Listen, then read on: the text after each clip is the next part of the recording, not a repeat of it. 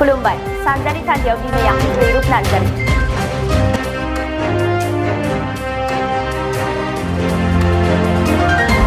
आसामाव गान्दाया रैखाथि गोनां जाबाय।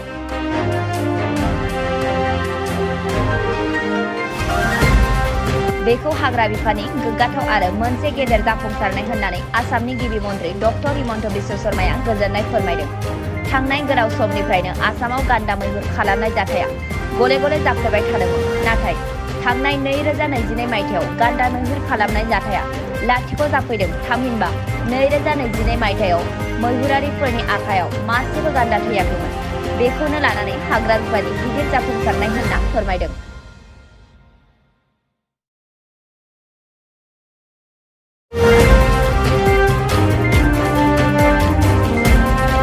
सामगुरि पुलिस थानानि एसआइ अदित बर'नि दैदेननायाव बिथांनि हानजाया थांनाय 2 जानुवारि खालारखालि गेरुवा मुगाव ड्राग्सनि गोख्रों अपारेशन एबा सिग्रोमनाय हाबाफारि लानाय जायो।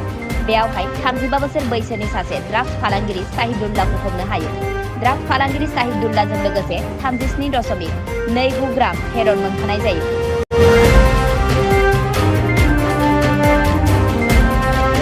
गलाघाट जिल्लानि रङाजानाव गिख्रंथाव लामा जाब्रबथाय।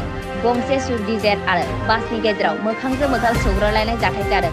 बे सौग्रावलायनाय जाथाय एबा बे हरखाब लामा जाब्रबथायाव रावबो जिउ खहा जायाखैब्लाबो स्विफ्ट डिजायाराव थानाय 3 सुबुङा गोब्राबै जखम जादों आरो बे जाथायखौ रोजा खुवा खुरनायनि थाखाय जादों होनना खौरां मोनदों।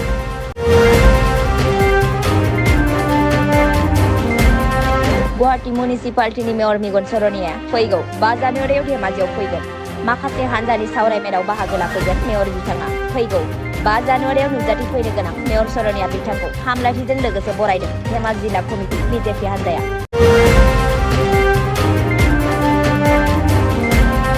बयजोंबो सिनायजानाय फालांगिरि धर्म बानसालआ दिनै आसाम सरकारनो 11 लाख रां दान होदों।